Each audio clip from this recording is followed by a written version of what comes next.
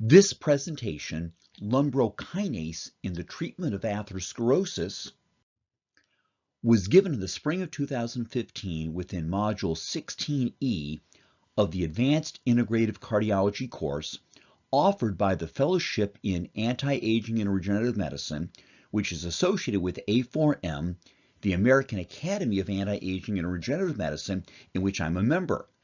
The fellowship is designed to help allopathically trained physicians learn how to best add integrative techniques to their prior best practices. I've completed modules 1 through 8, reviewed 50 webinars, submitted case studies, and passed written and oral exams, and am thus an advanced fellow in anti-aging and regenerative medicine. I spent an increasing amount of time teaching integrative cardiology and related subjects within the fellowship and within other integrative medicine training programs. Module 16 consists of 5 separate 3-day weekend meetings. Meetings A through D focus on biology and testing, while within Module E, we focus on the application of this science in the treatment of our patients. I spoke for an entire day within Meeting E and was tired at the end of it, and lumbrokinase was one of my subjects. I spoke about fibrinogen, depletion, and fibrinolytic therapy with lumbrokinase, lipoprotein A, cardiovascular nutritional support in the treatment of acute myocardial infarction, that's heart attack, and in chronic coronary disease and in heart failure. We talked about enhanced external counterpulsation, ECP, and various approaches to chelation therapy, including intravenous magnesium DTA in the TAC studies, and we spoke about frequency-specific microcurrent as well. So on to the use of lumbrokinase in the treatment of atherosclerosis. I'm going to start with a case study. HB, a 63-year-old mercury amalgam filling bearing hypertensive male. He presented to me in 2009 with high blood pressure. We put him on ramipril, a lipophilic or fat-soluble ACE inhibitor, angiotensin-converting enzyme inhibitor, and with that, his blood pressure normalized. Now, angiotensin-converting enzyme converts angiotensin 1, a weak vasoconstrictor, into angiotensin 2, a potent vasoconstrictor. This enzyme also breaks down bradykinin, which is a desirable molecule that promotes endothelial tone and increases prostacyclin. It breaks it down into inactive peptides. So we make good use of ACE inhibitors in the treatment of high blood pressure. Much of the ACE is within our cells, particularly within the endothelial cells that line the vascular wall. And ACE within the endothelium is upregulated in the presence of atherosclerosis, particularly inflammatory atherosclerosis. The cells of the intima have receptors for angiotensin 2. When they are ligated or bound, this leads to nuclear factor kappa beta translocation, which leads to the generation of inflammatory mediators and cytokines. Interleukin 6 is generated, which returns to the circulation, goes to the liver to generate angiotensinogen, which is the raw material for ACE to convert to angiotensin 2. We need to block that pathway. We can block that pathway with these ACE inhibitors. Some patients can't tolerate ACE inhibitors because as a nuisance side effect, you develop cough, and then we use angiotensin receptor blockers, which accomplish the same goal. And these agents are of great value in the treatment of not just hypertension, but cardiovascular disease. Carotid IMT reflects your propensity to form new plaque. If your IMT is regressing, it means we've gotten control of the plaque-forming process. Quinapril, which like ramipril is a fat-soluble ACE inhibitor, and losartan, a fat-soluble angiotensin receptor blocker, have both been shown to regress carotid IMT, and their effects were synergistic. So we will use these agents to treat hypertension and to treat atherosclerosis. And these agents, when used to treat coronary disease and risk factors in hypertension, will improve endothelial function. This has been shown to provide protection against new-onset cardiovascular disease, new-onset diabetes, and diabetic complications, and to decrease complications and adverse event rate following a heart attack. In patients undergoing bypass surgery, if we begin you on quinapril prior to bypass and keep it up for 1 year, there's an 80% reduction in first-year post-bypass event rate. In angioplasty and stent patients, vessel patency is better maintained, restenosis is decreased, progression of proteinuric, that's protein spilling renal insufficiency, is blunted. It's likely beneficial in angiogenesis. Nitric oxide promotes angiogenesis, the generation of new blood vessels. Thus, tissue-specific angiotensin-converting enzyme inhibition is appropriate in all patients with heart failure and coronary disease and in risk factors. So this man received ramipril, a fat-soluble ACE inhibitor. His lipids look pretty good. The LDL is 87, the HDL is 46, triglycerides 173. His fasting sugar was slightly high at 108. The hemoglobin A1C, which represents your 3-month running average blood sugar, was 5.8. We would like to see your fasting sugar 85, your A1C below 5.6. So this man had insulin insensitivity on his way to the diabetic state. Testosterone's low. And we don't want to see low testosterone because it increases your risk of cardiovascular disease. So we treated him with pellet, testosterone replacement therapy, and oral anastrozole, which blocks the conversion of testosterone, which is desirable, to estradiol, which is undesirable in men. And we know that there's multiple links between low testosterone and cardiovascular disease. Of particular interest to me is that low testosterone leads to persistent inflammation and immune dysregulation with the Th1, Th17 high, Treg low, skewed immune response, which characterizes atherosclerosis. Testosterone blocks translocation of nuclear factor kappa beta, which we don't want to translocate, and if we block this, we decrease the generation of Th1 inflammatory cytokines such as interleukin 6, interleukin 1 beta. We lower C-reactive protein. The Treg quiet down the immune system cytokine IL-10 increases. VCAM and ICAM are endothelial adhesion molecules that pull white cells into the artery wall. When the white cells enter the artery wall, they can engulf oxidized lipids, causing foam cells, beginning the atherosclerotic process. Matrix metalloproteinases degrade the fibrous plaque and can precipitate an acute event, and this is decreased because we're blocking nuclear factor translocation with testosterone. So we've lowered his blood pressure with a lipophilic ACE inhibitor. His lipids are okay. He's got some degree of insulin insensitivity, low testosterone that we're going to deal with. Homocysteine slightly high. Now, when homocysteine is high, it signifies there's a problem in the methyl cycle. These are the pathways through which we utilize B vitamins to detoxify homocysteine and carry out many other biological reactions. Actually, 300 biological reactions depend upon proper functioning of the methyl cycle. When homocysteine builds up, its immediate precursor, SALI, S-adenosine builds up, and that will block 300 chemical reactions, including catecholomethyltransferase that neutralizes catecholamines such as adrenaline. So if SALI builds up, we can't break down adrenaline, which would lead to palpitations, stress and caffeine intolerance, high blood pressure, and arrhythmia. And if we can't break down these catecholamines, they auto-oxidize and in the process generate a great deal of oxidative stress, superoxide, hydroxyl, and hydrogen peroxide. So we don't want to see that. That's why it's very important to manage homocysteine. And when we're looking at homocysteine, we can think about all these chemical reactions and what are their cofactors. And what we did with this man, we treated him with methylfolate to overcome a block at this step. Methyl B12, because some people have trouble methylating B12. B6 is involved at the initiation, at the end of the methyl cycle. SHMT, CBS. Anyways, we got it right. His homocysteine fell. If it had not gotten right, I would have done additional genomic and nutritional testing, but we got it right. His homocysteine fell. Thus, methylation, the methylation abnormality was repaired. So we took care of that. We had done nutritional testing. In 2009, he was low in B2, which is riboflavin, B12, inositol. Antioxidant defenses were okay at the 70th percentile, and we rectified these deficiencies with the nutritional program. Lipoprotein A is elevated. That's LDL with a Velcro strip.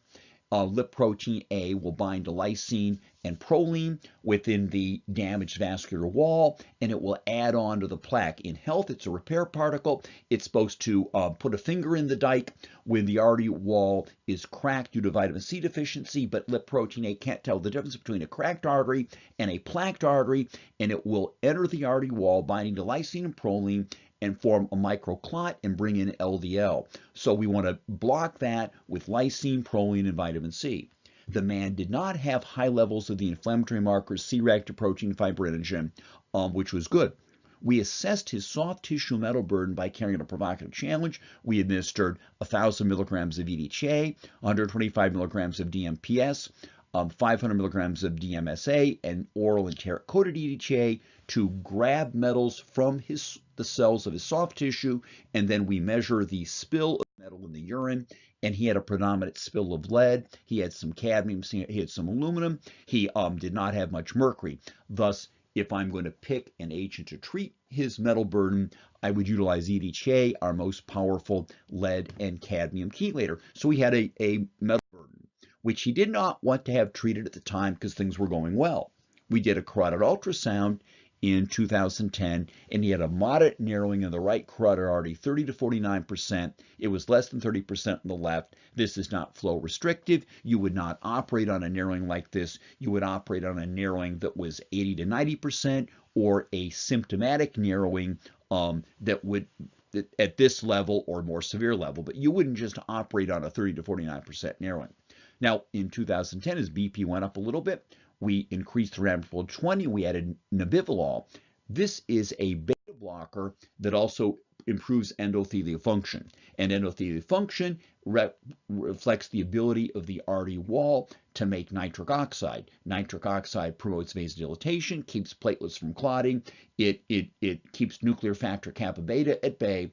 The most important determinant of outcome is endothelial function, bringing us to Pohling's dictum: as goes the endothelium, so goes the patient. And Pohling's corollary: control the endothelium, controls the cardiovascular density of the patient. So we want to evaluate and optimize endothelial function. And speaking of Dr. Pohling, here's the great man himself, decked out in his AGOUTI Mouseketeer t-shirt and his AGOUTI cap. Now, I spoke for an entire day on homocysteine and methyl cycle nutrigenomics to 100 healthcare providers at the Inn at St. John's in Plymouth, Michigan.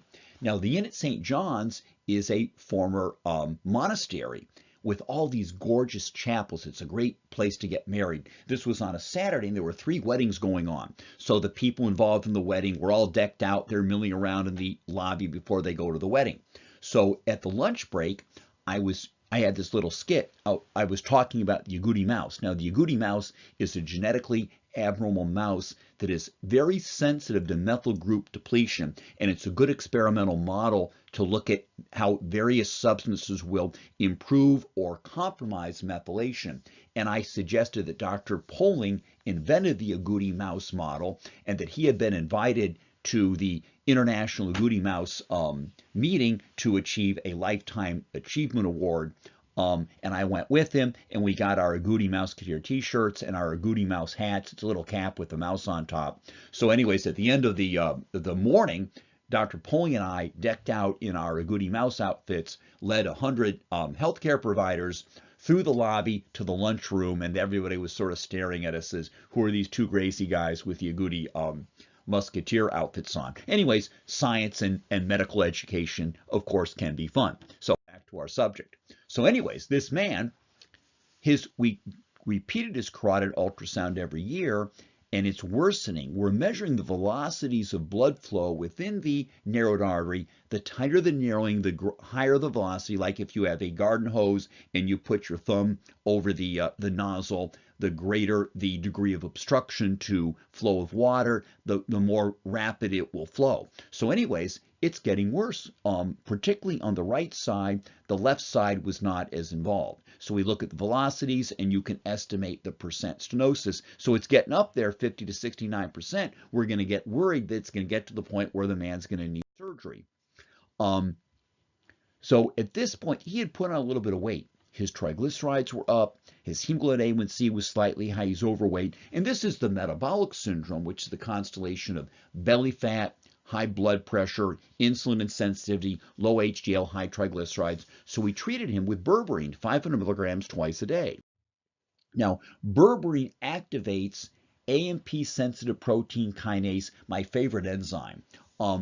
This is activated when we need energy or we're experiencing oxidative stress. When primitive man was on a long trek, burning calories, trying to find food, AMP-sensitive protein kinase would be activated, and it sends a signal to the body, don't build things, burn things, we need energy now. Don't make cholesterol, don't store sugar, burn it, I want energy. And it defends against oxidative, inflammatory, and toxic stress. It is increased when we need energy, when we're experiencing oxidative stress. It's decreased with energy excess and inflammatory cytokines, the condition of Western man. So if we're overweight, we've got leaky gut, we have inflammation, we shut down this enzyme. When we exercise, if we practice caloric restriction, we increase this beneficial enzyme. We can also increase it with metformin, a prescription agent, and berberine. And when we crank up AMP-sensitive protein kinase, we have favorable effects on lipid control, glucose control, weight management. We lower oxidative stress, we lower inflammation, we improve the endothelium, we enhance our ability to handle toxins, and we increase the ability of our cells to commit suicide and die when they're supposed to make room for new cells. So this is a beneficial enzyme, AMP-sensitive protein kinase, and we can increase it with berberine. We will then downregulate NADPH oxidase, which makes a lot of free radical superoxide. We will inhibit translocation of nuclear factor kappa beta and activate a protein 1 to the nucleus. These are inflammation amplification pathways. We're going to block them. We're going to increase NERV2, which translocates to the nucleus to make good guy enzymes, antioxidant detox enzymes. So I like to upregulate AMP-sensitive protein kinase with berberine. I get a lot of downstream benefits. So we did that. We used metformin. To lower cholesterol, we used red yeast rice extract, a plant stanol, and amla, 250 milligrams per day. Now, in response to infection, our body increases the generation of cholesterol. We upregulate HMCO reductase. The inflammatory and oxidative cues associated with modern living in Western societies, belly fat, leaky gut, toxins, sleep apnea, those cues are sensed by Mother Nature as infection, because the only time primitive man would experience oxidative inflammatory stress is when he had a real infection. So the pseudo-infection of modern living will increase the generation of cholesterol, and this is because if you're going to fight an infection, you need white cells, you need more cholesterol to make cell membranes for the white cells. The white cells also need bullets. They need superoxide to kill the microbes. So as we make cholesterol, we also upregulate the expression of NADPH oxidase, which generates superoxide to allow our white cells to be killing machines. So we have oxidative stress. This leads to more nuclear factor kappa beta translocation, more inflammatory stress. We're fighting a pseudo-infection, and we're developing hyperlipidemia, and we're developing oxidative stress. We're developing inflammation. We develop high blood sugar. So we want to block that. Red yeast rice extract and amla are green statins. The statin drugs block the generation of cholesterol. They block HMCO reductase, and we can do this with nutraceuticals, such as red yeast rice extract and amla. So we did that. The metabolic syndrome is associated with an organic pollutant burden. If we take in these organic pollutants, these fat-soluble toxins from the environment, they compromise our biology. We put on weight, and this leads to diabetes. So we did a screen looking at levels of organic pollutants in his urine, and he was high in phthalates. That's the stuff that makes plastic soft. We drink bottled water, particularly when it's heated up. The phthalates leach in, and they enter our body. We store them in belly fat. They lead to inflammation. So what we do, we had him carry out a 10-day organic pollutant detox program once a year. You follow a pristine diet so the liver doesn't have to work hard, and you take powders and pills, increasing and decreasing doses to ramp up your liver phase 1, phase 2 detox to wash out these toxins, which will not leave on their own. Then we measured endothelial function. We use the ENDOPAT methodology in the office, and we can indirectly measure endothelial function, and this correlates with endothelial function of the coronary arteries, and his endothelial function was intact, which is what we wanted to see. Then we decided, because his carotids were worsening, we decided to treat him with oral phosphatidylcholine with EDTA, lipoic acid, and magnesium. a half a bottle twice a week, and we added nattokinase, which, like lumbrokinase, which we'll be getting to in a few minutes, degrades fibrinogen and fibrin. It eats away at clot. Now, our plaque is coated with a thin layer of fibrin clot, and the idea here is we can use nattokinase or lumbrokinase to digest that to allow our therapeutic principles access to the plaque within the artery wall. Now, phosphatidylcholine stimulates reverse cholesterol transport, and it's very effective in the treatment of cardiovascular disease. There's 500 papers and abstracts regarding the use of unsaturated phosphatidylcholine in the treatment of cardiovascular disease, liver disease, and brain disease. It's poorly absorbed. It's a fatty material. EDTA, we use that to remove metals. We typically use it intravenously because it's poorly absorbed orally. But what you do, you take this material and you mix it together. It's this fatty material. You mix it at high speed and you break the lipid particles in these little saccules called microspheres, and they are well absorbed. And the EDTA, the magnesium, and lipoic acid hitchhikes in. So this is a way of getting therapeutic agents that are of great value but which are poorly absorbed and typically administered IV into an oral format that's well absorbed. So the phospholipid, the essential phospholipid, the polyenylphosphatidylcholine, is sonicated into microspheres, and you mix in the EDTA, the lipoic acid, the magnesium. The phospholipids are incorporated into lipoproteins and cell membranes. The EDTA, lipoic acid, and magnesium hitchhike in the microspheres, so we can make good use of this material to provide two of my favorite anti-atherosclerotic therapies, essential phospholipid and EDTA, in a fairly inexpensive oral format. So we did that with this gentleman, and we paid attention to his risk factors. If you're my patient, you're going to have a flow sheet. We're going to pay attention and make sure all these causes of heart disease are being addressed. But our standard therapies alone had not been regressing the carotid disease in this man. It had been worsening. So we began to apply these new therapies, the nattokinase and the lipophos EDTA. We used the brand name Detox Max, and what you see over the first year, he's getting worse and things slow down, and then he actually regressed. The ratio of the internal to common carotid artery velocity, it was rising. That's a bad sign, and it's regressing. So after many years of plaque progression, despite reasonable blood pressure and lipid control, we reversed the process by adding in the nattokinase and the phosphatidylcholine and the EDTA in the form of oral Detox Max. The reason I learned about this methodology is I became aware of this case study. This is not my patient, but I learned about this SR at a meeting. SR is a 77-year-old overweight male with poorly controlled diabetes and liver disease.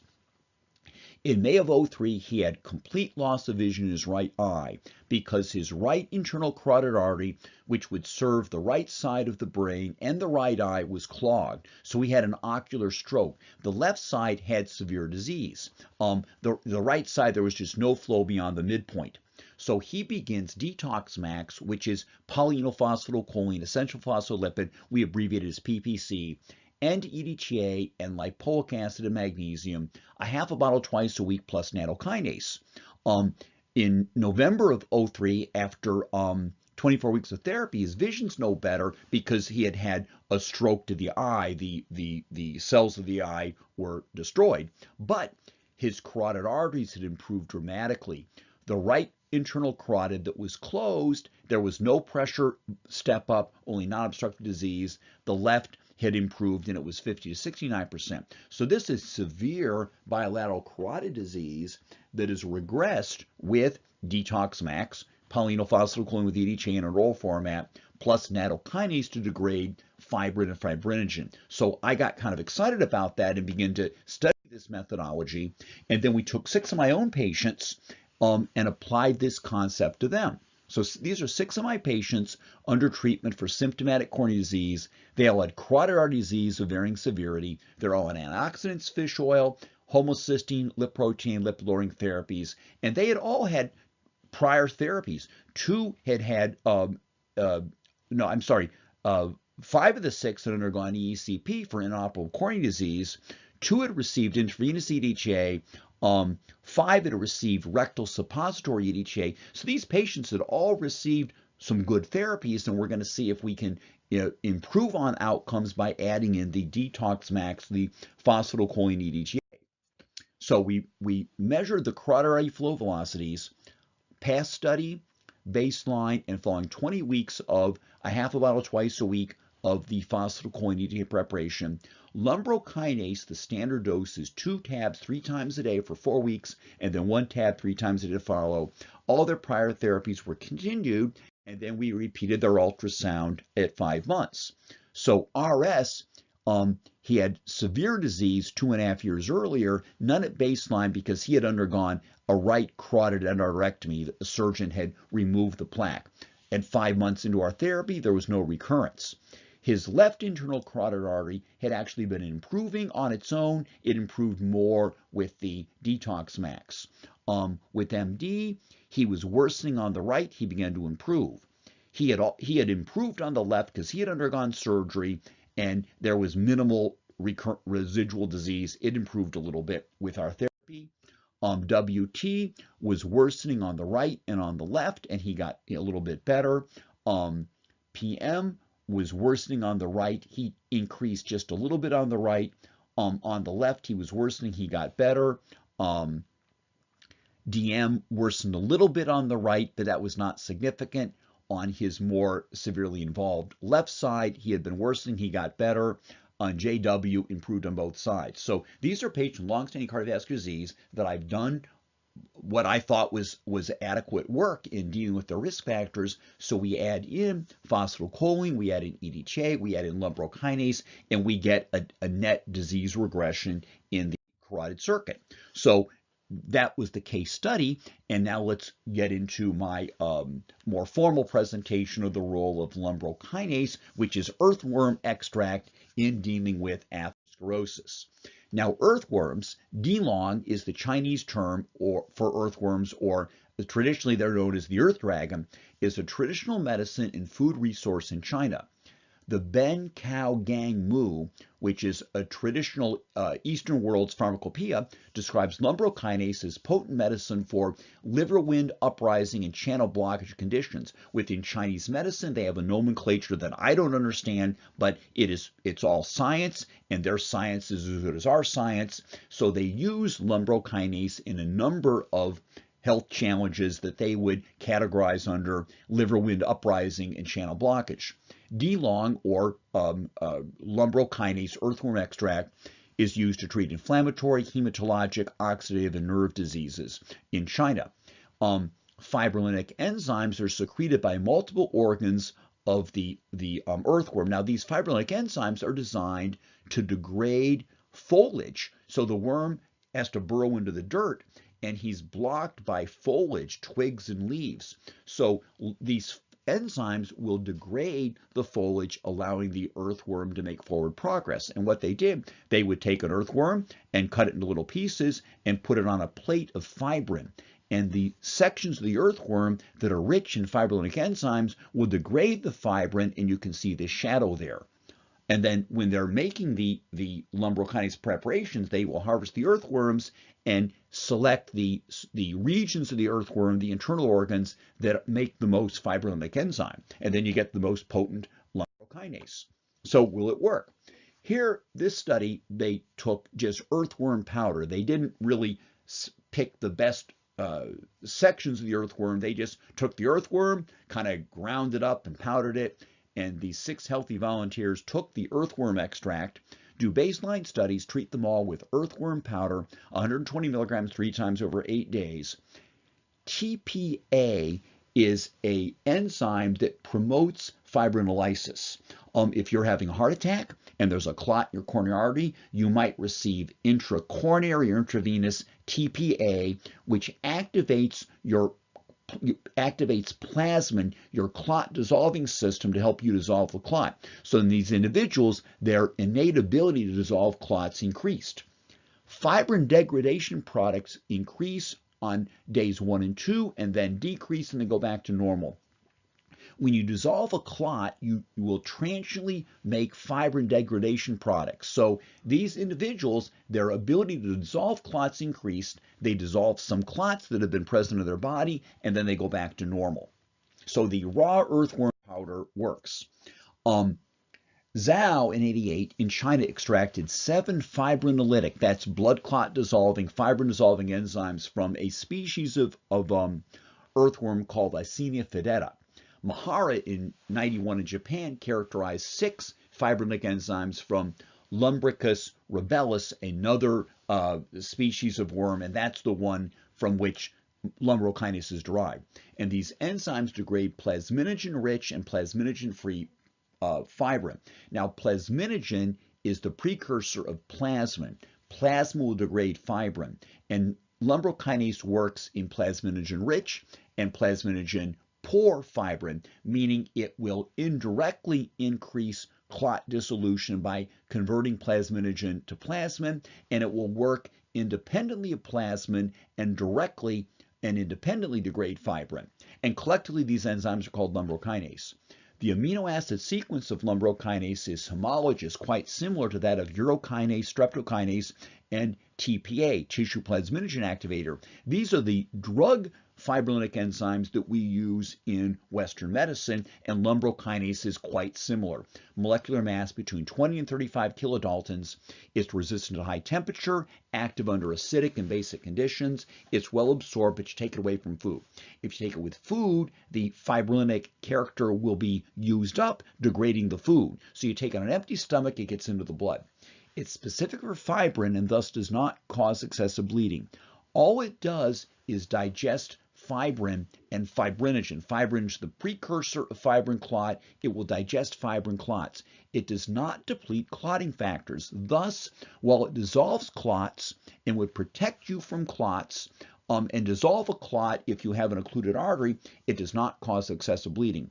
Most of our pharmaceutical anticoagulants work by blocking clotting factors, so you can't form a clot. A pathological clot, and you can't clot normally, so you're at increased risk from bleeding. Lumbrokinase will protect you from clot formation, but does not cause excessive bleeding, which is one of its advantages. The genomic sequence is known, and recombinant production studies are ongoing. They're going to try to make lumbrokinase into a drug. That probably won't work because you probably can't patent it, because you can't patent a molecule that it previously exists in nature, but they're going to try.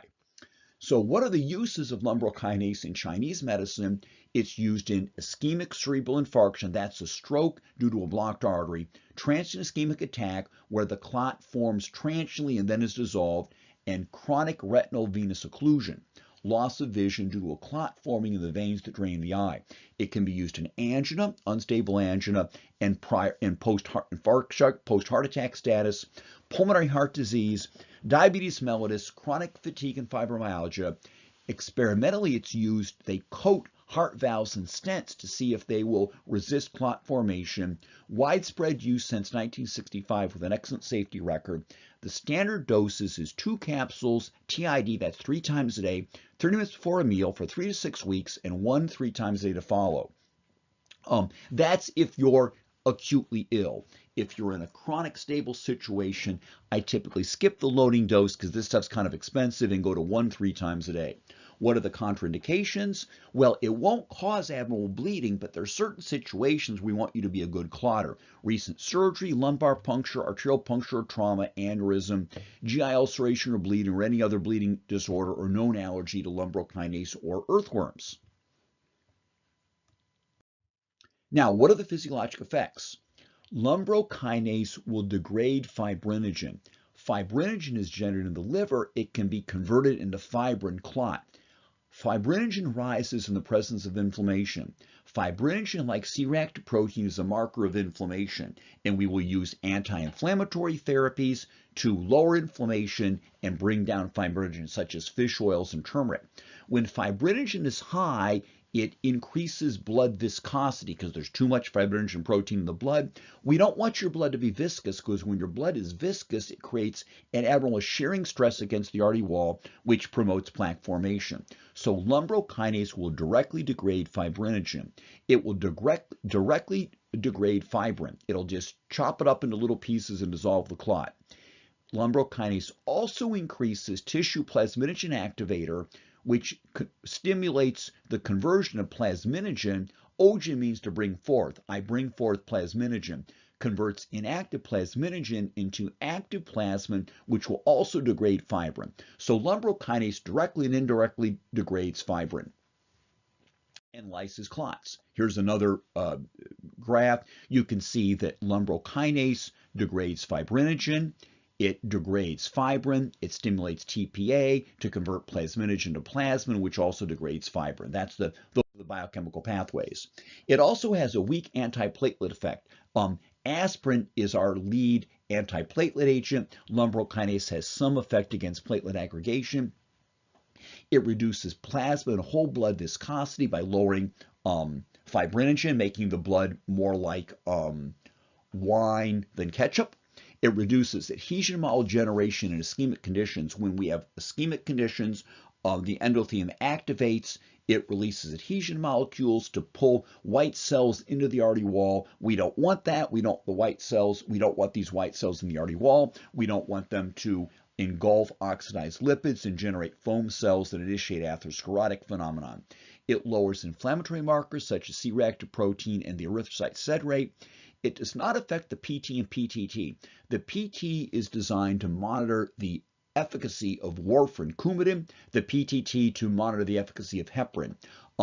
Lumbrokinase does not affect these markers. These are really man-made markers to evaluate the effectiveness of man-made drugs. Lumbrokinase will lyse clots, but has no effect on the PT and PTT.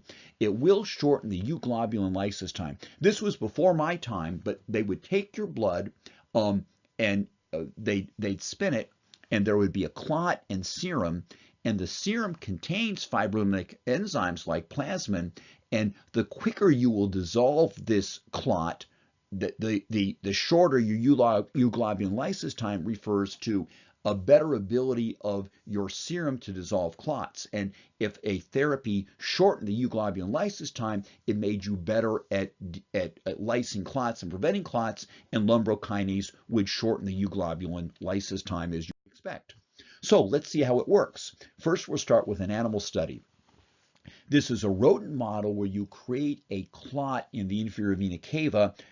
That's the channel through which blood from the lower extremities returns to the heart. You'll administer lumbrokinase intravenously and evaluate the status of the thrombocyte clot at 2 hours. So the percentage of the clot resolved at 2 hours, 18% with controls, 60% with lumbrokinase, and the residual clot was much smaller. So it digests clots and trims them down. If you administer the lumbrokinase rectally, you get a similar phenomenon, greater percentage of the clot that is resolved, slower residual thrombus. So you can administer lumbrokinase intravenously, you can administer it rectally, and of course you can administer it orally. Let's look at lumbrokinase effect on P-SELECTIN and E-SELECTIN. These are endothelial adhesion markers in cerebral ischemia, in insufficient blood flow to the brain. We're going to take genetically normal rats, divide them into 4 groups, a control group and a ischemic group. You ligate the carotid artery and the middle cerebral artery, and this would create a right hemispheric stroke. A sham-operated group and a lumbrokinase group, they get the surgery, they get their carotids ligated, but you pre-treat them with lumbrokinase, and the lumbrokinase should degrade some of the clot that's going to form and rescue some of the cells and minimize the inflammatory and oxidative consequences of this acute stroke. So you sacrifice the animals at variable intervals and evaluate expression of P-SELECTIN and E-SELECTIN. These are adhesion molecules that attract white cells to enter the artery wall and generate free radicals and damage the tissues. So P-SELECTIN is present in endothelial cells and platelets. It translocates to the cell surface in response to thrombin, histamine, and other mediators. E-SELECTIN is induced by cytokines such as the Th1 cytokines, tumor necrosis factor alpha, interleukin-1 beta, which are upregulated in atherosclerosis. So we don't want to see P-SELECTIN and E-SELECTIN. And what you see here you're staining the tissues for P-SELECTIN. In the sham-operated animals, you can see, they don't close off the artery. They don't have a stroke. They have low levels of P-SELECTIN. In the ischemic animals where they have the experimental stroke, you can see the levels rise. In the animals that had the ischemic stroke but were pretreated with lumbrokinase, you can see that the elaboration of P-SELECTIN is attenuated. You have fewer adhesion molecules. You're going to have fewer white cells entering the artery wall, generating oxidative inflammatory mediators. So P-SELECTIN and E-SELECTIN were decreased in this experimental stroke model. That would be a good thing.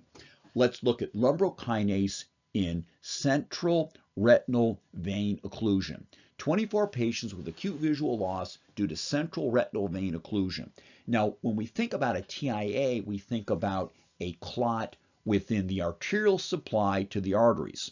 But you can also lose vision when a clot forms in the vein. If the vein that drains the eye is plugged, then the artery is not able to supply oxygenated blood to the eye, and the cells of the eye will die. And this is not atherosclerosis per se, but individuals with central retinal vein occlusion typically have atherosclerotic risk factors, hyperlipidemia, hypertension, and enhanced clotting. So they presented with visual loss from vein occlusion, less than 1 week duration, mean age 56 years. 13 had main branch occlusion, so the entire the visual field was lost. In 11, it was peripheral branch, so a segment of the visual field would be lost. 20 of the 24 had hypertension or atherosclerosis, as you would predict. You do a baseline assessment, visual acuity, fundoscopic exam when you look in the back of the eye, and you measure fibrinogen. Divide them into 2 treatment groups. The active therapy group got lumbrokinase, 2 capsules 3 times a day. The controls received a drug called ligastrazine in dextran with some vitamins and minerals, and this was felt to be a fairly ineffective treatment. That it's kind of what they used to use, so they took what they used to use versus lumbrokinase. Repeat the baseline measures at 3 weeks. Now, in the controls who received the ligastrazine material, 5 had main branch, 7 had peripheral branch. Baseline assessment, in 5, all you could see was your finger moving in front of the eye. Otherwise, vision was lost. Very crude residual visual acuity. And in 5 to 12, they rated the acuity, and the greater the number, the better. But they had poor vision. At 3 weeks of the control therapy, 58% improved markedly or minimally. You go from 5 to 3 that can only see your finger waving, and more improved. So there was some improvement. So the clot in the vein was lysed, was dissolved to some degree with the in the control group. Now in the lumbrokinase group, they started off a little bit worse. 7 of the 12 had main branch, 5 of the 12 had peripheral branch, and they improved more. The overall effective rate was 91%. 4 could only see their finger waving in front of their eye. After lumbrokinase, only 1 had a severe residual visual impairment. So the lumbro did a better job of dissolving the clots in the veins, draining the eye. Therefore, forward blood flow improved. The cells weren't all dead. Some were kind of stunned, and you improve the physiology, and vision improved. 3 main mechanisms that mediate the benefit of the lumbrokinase in central retinal venous occlusion. Endothelial function improves, blood flow improves, blood components change, and you can see that fibrinogen fell much more in the lumbro group than in the control group. 9 of the 24 with main branch occlusion underwent a follow-up fundoscopic exam where you look in the eye. 5 of the 12 had a fundal red reflex. I don't know exactly what that means, but it's a bad sign. And all 3 of the patients with the fundal red reflex treated with lumbro got better, and the controls did not improve. So lumbrokinase is effective in central retinal venous occlusion, lowers fibrinogen, reduces viscosity, and has a fibrinolytic effect. How about lumbrokinase in stroke recovery?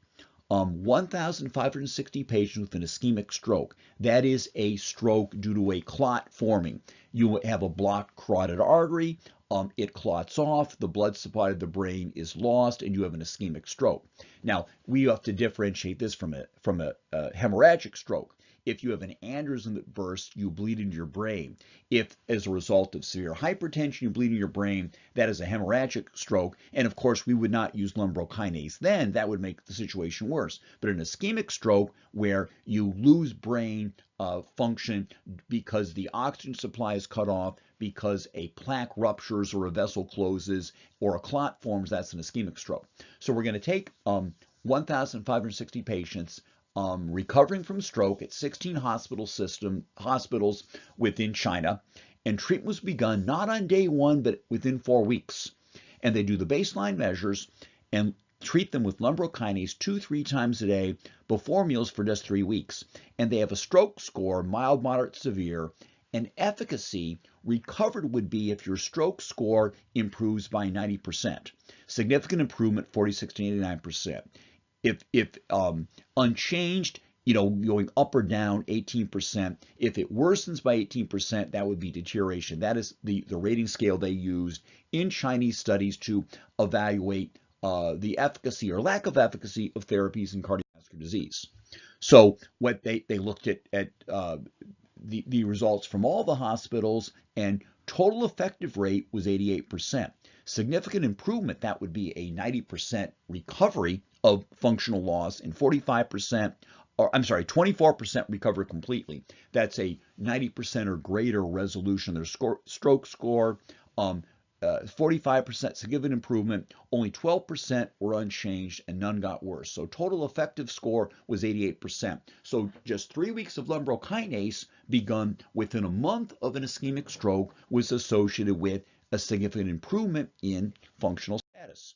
Fibrinogen fell, euglobulin lysis time was shortened, blood viscosity, whole blood and plasma viscosity decreased. P-AGT, I'm not exactly sure what that means, but a lower value is beneficial and it fell. What about adverse reactions? This is a very safe and very well tolerated therapy. Less than 1% had itching, rash, 1% had nausea, no bleeding. So when you think about the side effects of the drugs that we use in Western medicine, they have a lot of side effects, they have a lot of benefits, but here we have a therapy that is very safe and very well tolerated that produced a significant improvement in functional status when given for just a few weeks after an ischemic stroke. Let's look at another study. 51 subjects with cerebral infarction, that's an ischemic stroke.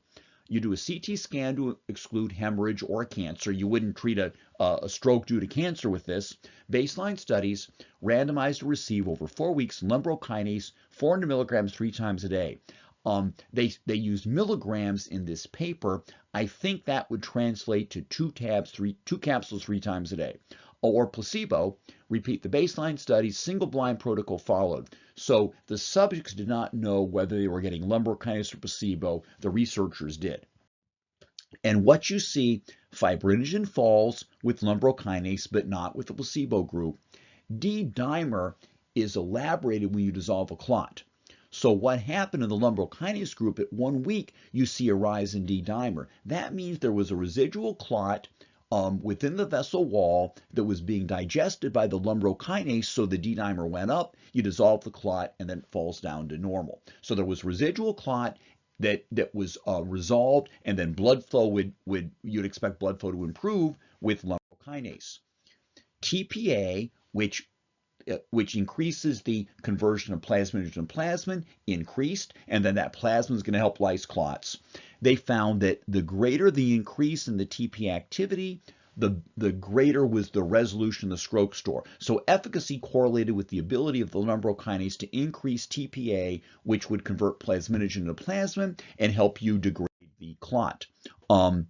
So the Chinese stroke score at baseline was greater in the lumbro group, so they were a little bit sicker, and you can see they improved at a more rapid clip and a more complete clip than those in the placebo therapy group. Another study of lumbrokinase in ischemic stroke recovery. 310 subjects with carotid distribution event, either a CT, or either a TIA or a stroke, within the preceding 6 months. They did the diagnostic CT or MRI studies, and fibrinogen was above 200 in these 310 subjects. They had a stroke or they had a TIA. You're going to exclude patients with an embolic stroke. That would be like a clot from atrial fib in the heart going to the carotid or the brain, or a bleed, people who needed warfarin anticoagulation, planned surgery if they were comatose, or if they had advanced kidney, renal, endocrine, or hematopoietic disease. So 310 subjects with an ischemic stroke and a fibrinogen above 200, or if you had a TIA, a transient ischemic attack, where a small clot will form, go downstream, cause a transient disturbance in brain function, and then your body would lyse it. But if you have a TIA, it means you're at risk for more TIAs or stroke in the future. So baseline studies, randomized to receive over 1 year. Lumbrokinase, 600,000 units, 3 times, I think that's 2 capsules, 3 times a day or placebo. Primary endpoint is all-cause mortality, recurrent stroke or TIA, a hemorrhagic stroke, bleeding to the brain, angina or myocardial infarction, heart attack, or a non-cerebral ischemic or hemorrhagic event. Multi-center study, 11 hospital systems, randomized parallel group, open label study. Mean age 67 years, 88% of the subjects completed the 1-year study. At baseline, 81% were on antiplatelet agents, aspirin-like agents, 30% on antihypertensives, 30% on statins. At the end of 1 year, fewer patients were on these treatments, perhaps because they had improved clinically. So, Pi1, a bad guy, Pi1 inhibits blood clotting. We want to see a low Pi1, and there was no change in either groups. However, TPA, which promotes the generation of plasma to degrade clots, actually fell in the placebo group, and it went up in the lumbro group. That would be a good idea. So therefore, with the lumbrokinase, you're making more TPA. You're going to convert plasminogen to plasmin. Plasmin will degrade clots, and then lumbrokinase, independent of plasmin, degrades clots. The rise in TPA was a good sign. D-dimer went up in the control group, and it fell in the lumbro group. So what happens here, these patients were still forming clots and dissolving them. The lumbro group, they had eaten away at all the clots, and then you're no longer forming clots because the lumbrokinase prohibits that, it blocks that, therefore D-dimer was low. So these factors suggest that with lumbrokinase, the ability of the body to digest clots improved. Fibrinogen fell as you would expect. Blood viscosity fell as you'd expect. If you lower fibrinogen, lower viscosity, blood becomes wine as opposed to ketchup. C-reactive protein fell in both groups. It fell a little bit more in the lumbro group. No effect on the traditional clotting measurements, the PTINR or PTT, but it's not supposed to do that. Lumbrokinase doesn't work by depleting clotting factors. It works by digesting clots. Non-vascular adverse events, 3% with lumbrokinase, 6% with placebo. There was no adverse bleeding with the lumbrokinase therapy. Now, they looked at plaque volume in the carotid arteries. They did ultrasounds before and after. Plaque volume increased over 1 year. With placebo therapy, it regressed. So the volume of plaque in the carotid arteries regressed with lumbrokinase monotherapy. Hypoechoic or mixed plaques, these are vulnerable plaques. They have a thin fibrous cap and more atherosclerotic gruel. We don't like to see this in the plaques, and you can see in the lumbrokinase group that it regressed. So the quality of the plaque is more stable, and the size of the plaque decreases with lumbrokinase, whereas in the placebo group, the plaque increases in size. So degrading fibrin, lowering fibrinogen, improving endothelial function, you see a regression of gross plaque in the carotid artery. We want plaques to regress in the carotid artery and the coronary artery. It's hard to measure them in the coronaries. You have to do a heart catheterization, intravascular ultrasound, but it's easy in the carotids because you can easily access the carotid artery with the ultrasound methodology. Carotid intermediate thickness represents your current propensity to form new plaque. The greater your IMT, the more likely you are to form new plaque and to have an event. You can see that in placebo group, carotid IMT increased, it regressed. So you're improving biology, you're lowering IMT, which represents your propensity to form plaque, and then you not only have less plaque, you have smaller plaques. So carotid IMT on the right and the left increased with placebo, it decreased with in both sides, both right and left, with lumbrokinase. So far, anything that regresses IMT has a beneficial effect on the generation of new plaque, your likelihood for an adverse event. So lumbrokinase lowers IMT, regresses plaque, and we would expect it would have a favorable effect on outcome, and indeed it did. Primary vascular event endpoint, 6.8% with placebo group, 2% with lumbrokinase. Here we're going to look at event-free survival. You're doing a lot better with lumbrokinase, and there was no bleeding. So lumbrokinase digests clots, it improves blood flow, regresses plaque, decreases your risk of a stroke or a heart attack if you've had a stroke without any adverse bleeding risk. Lumbrokinase versus ticlopidine in angina pectoris. Now, ticlopidine was the precursor, was the first powerful antiplatelet agent. In some patients, it can lower platelets, so it's no longer being used, and we use clopidogrel, Plavix instead. But ticlopidine is very similar to Plavix. So we're going to compare Lumbro with the Plavix-like agent in angina pectoris. 50 patients with coronary disease and angina pectoris, so they're having chest pain because the blood supply and oxygen supply is insufficient to meet the needs of the exercising heart muscle. Treat them over 4 weeks with clopidogrel, 250 micrograms twice a day, lumbrokinase 400 milligrams, I think that's 2 capsules 3 times a day. Blood viscosity and platelet aggregation improved in both groups.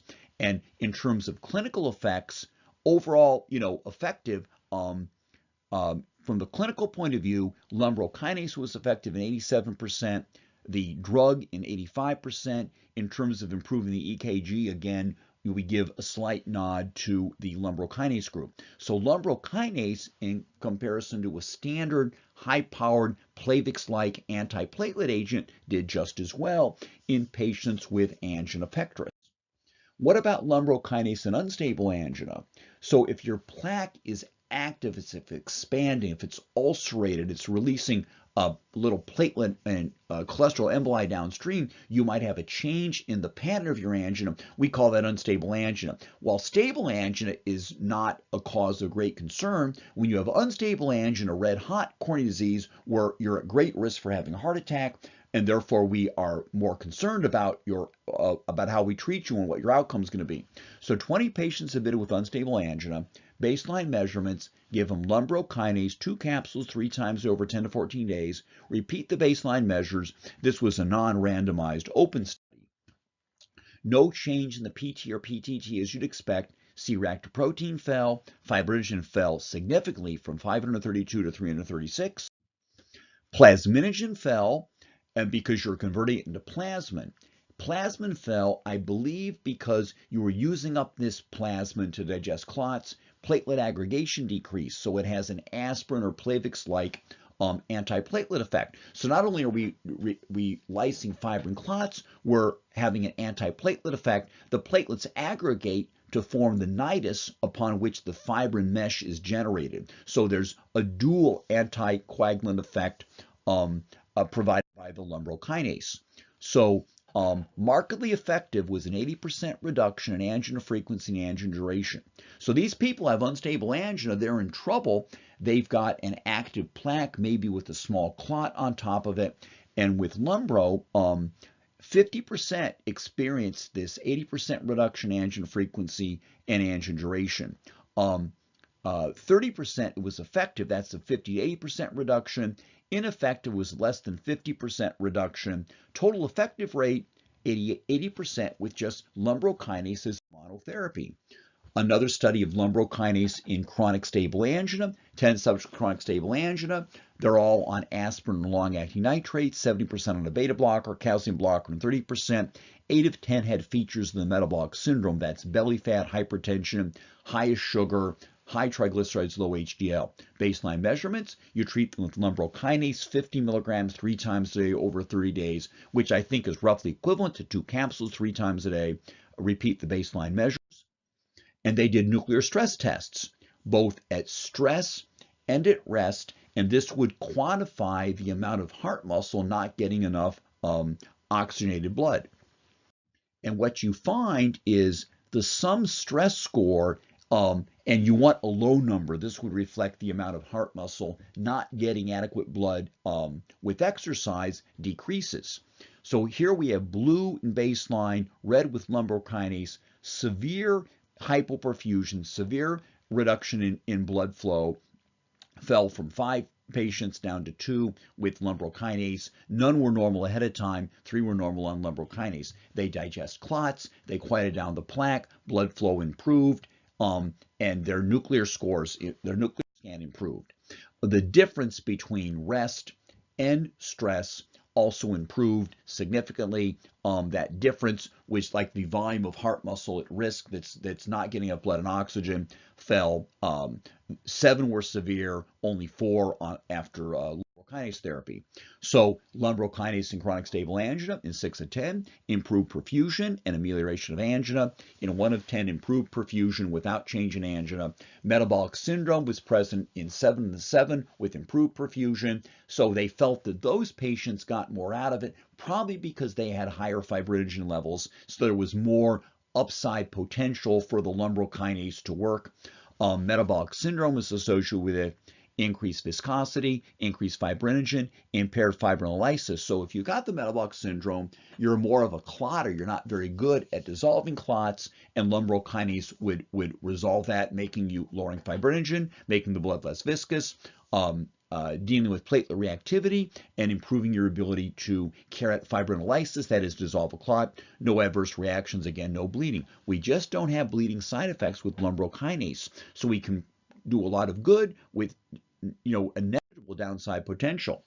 Lumbrokinase physiologic effects: it directly degrades fibrinogen, blood viscosity falls. It provides a fibrinolytic activity, direct fibrin cleavage. It activates TPA and inhibits PI1. This promotes conversion of plasminogen to plasmin, which will also, like lumbrokinase, degrade fibrin. Platelet aggregation is inhibited. There's an anti-inflammatory effect. We showed that E-SELECTIN and P-SELECTIN elaboration in an animal model of acute stroke are downregulated. Intermediate thickness regresses. If intermediate thickness regresses, that would be associated with a lower risk of new plaque formation. In the study where we used lumbrokinase to treat patients with stroke, we see not just less plaque progression, we see plaque regression. The arteries actually open up. The clinical utility of lumbrokinase from the Chinese literature: ischemic cerebral infarctions and transient ischemic attacks and central retinal venous occlusion, angina, unstable angina, post-infarction status, pulmonary heart disease. The papers on pulmonary heart disease were not translated, but I think that refers to pulmonary hypertension. They talk about benefits in diabetes mellitus, probably by ameliorating some of the consequences of the metabolic syndrome, lowering fibrinogen, improving fibrinolytic capacity. They talk about its use in chronic fatigue and fibromyalgia. It might be that in chronic fatigue and fibromyalgia, one cause of the pain is impaired blood flow to your muscles, and there may be microclots. Thus, lumbrokinase might be of value in chronic fatigue and fibromyalgia. Side effect potential is minimal. Now, will it work in atrial fib? If those of you that have atrial fib, we know that your atria are beating like a sack of worms, blood is stagnant, and clots will form. And to protect you from stroke, we will put you on blood thinners. Will lumbrokinase work as well as standard blood thinners? Will it prevent DVT, deep venous thrombosis, if you go on a long trip? If you fly from New York to Europe, that period of inactivity, blood can get stagnant and you can have a blood clot. Will lumbrokinase work as well as standard anticoagulant therapy in these conditions? And the answer is we don't know. Logic tells us that if you take lumbrokinase 2-3 times a day, you will not form clots in your atria, and that will protect you from stroke and atrial fib. But we just don't know that. We don't have any clinical trials. Will it prevent DVT? Probably. Now, lumbrokinase's cousin, nattokinase, has been shown to prevent DVTs. If you fly from London to New York, and we do ultrasounds before and after, maybe 10 to 15% of people will actually form a clot in their calf. It's not a big clot. It goes away on its own. You don't even know you have it. But if you take nattokinase at takeoff and halfway through, the frequency of clotting falls dramatically. So we know that nattokinase prevents blood clots. So far, anything that nano does, lumbrokinase does. So we would predict that if you were going to go on a long trip and you took lumbrokinase, that would protect you from getting a blood clot. We would predict that it would be effective in atrial fib, but we don't know that. So when patients have atrial fib, I will put you on standard blood thinners. And the reason I do that is I just don't have a study that shows that lumbro will work. If you cannot take Coumadin, if you can't take newer agents due to bleeding, then I will use lumbrokinase because I know it will do something and I know that it will not expose you to any bleeding risks. So that concludes our presentation on the use of lumbrokinase in atherosclerosis, and I thank you very much for your attention.